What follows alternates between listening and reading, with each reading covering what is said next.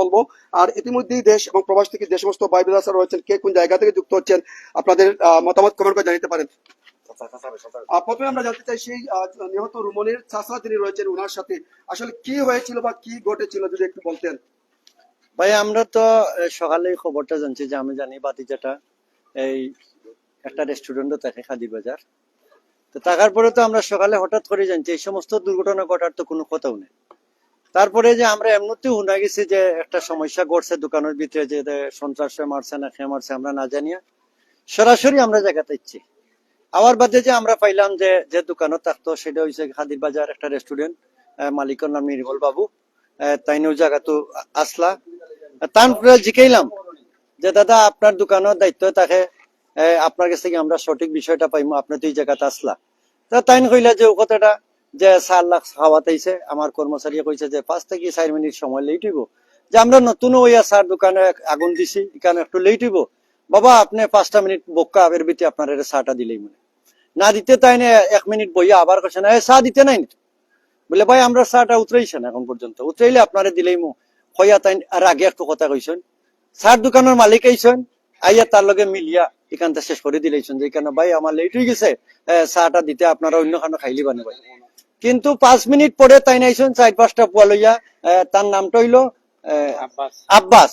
তাই 4-5টা পোয়া লইয়া এই দোকানের ভিতরেও যে তারে যে পরিমাণের ইতা কি তা মানুষ যাতে হয় না। আমরা দেশবাসীর কাছে বিচার চাইছি, আমরা সিলেটবাসীর কাছে বিচার চাইছি, এরপরে আমরা কুতুবালি থানার তো মামলা আছে, আমরা মংলাবাজারে করছি। আর এবং যারা আমরা সঠিক তার বিচারটা চাই, যে একটা সার খাইবার কারণে এ যদি রাব ব্যবহার করতো, তার লোকে শক্ত কোনো কথা হইতো, তাইলে কি একটা মারামারি হইতো। এমন কথা কাটাকাটি হইলে যে দোকানে তার মালিক আছে, যে মালিককে বিচার করবো। আপনি চা ভালো লাগছে না, আপনি অন্য জায়গায় গিয়া খাইলেও কইছে যে ভাই আমরা নতুন আগুন ধরাইছি, আমরা লেট হইব 5 মিনিট।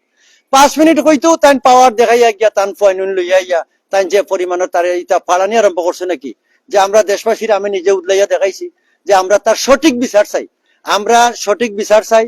আমরা আইনের প্রক্রিয়ায় আছি, ইনশাল্লাহ আইনে আমরা সঠিক একটা ব্যবস্থা দিব। এবং যে মাজনের দোকানে দুর্ঘটনা ঘটছে তাই সর্বক্ষেত্রে আমরা লগে এখনো আছেন, যেন যে কিছুর প্রয়োজন তাই সহযোগিতা করা। ও পর্যন্ত আপনার ধন্যবাদ জানাইলাম। ইনশাল্লাহ আমরা যিনি নিহত হয়েছেন আপনার ভাতিজা বলছেন, নাম কি? তার নাম রুমান আহমদ দিনার, তার নাম। বয়স কত? তার বয়স 23 বছর। বাড়ি কোথায়? বাড়ি জালালপুর বাজার, গ্রাম সবদুলপুর। কোন থানা? মংলাবাজার থানা। মংলাবাজার থানা। জি। তো নিহত রুমনের ভাই বোন কজন? তাদের ভাই হলো 60 জন আর একজন বোন। মা বাবা কি আছে? জি না, মা বাবা ওরা আরো ছোট থেকে মা বাবা মারা গেছে।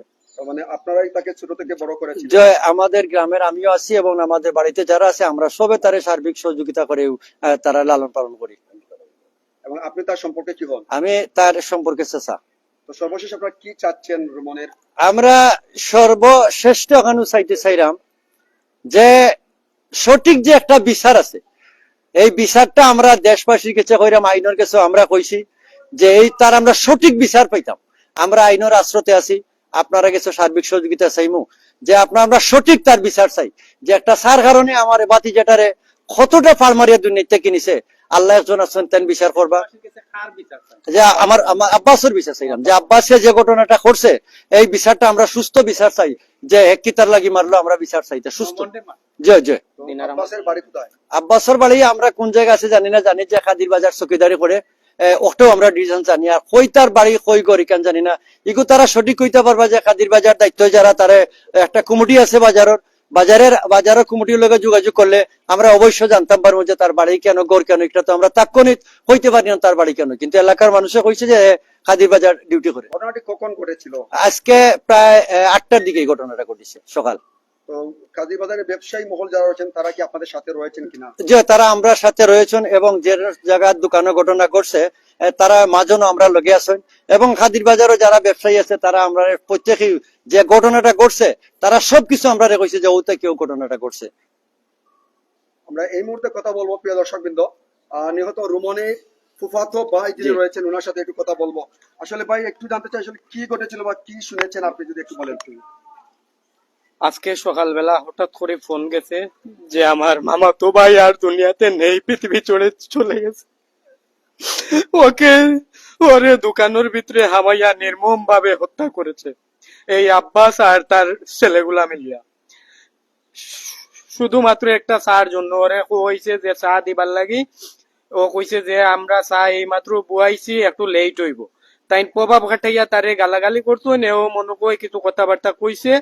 খোয়ার পরে তাই কিছু সময় বাদে আইয়া তার ফুয়াইন লইয়া আইয়া 5-6 জন মিলিয়া আমার মামাতো বাইরে খালি বুকুর মাঝে চাকু দিয়া ফাড়াইছে। আমার মামাতো বাইরে দোকানের মাঝে তারা জাগাত মারিয়া গেছে কি।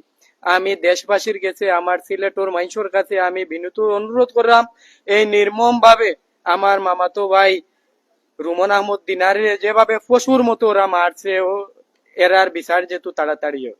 আমি সাংবাদিক বাইশো লাগাইয়া, প্রশাসন লাগাইয়া আমি সারা বাংলাদেশের মাইনসর গেছে আমি এর বিচার দাবি করলাম।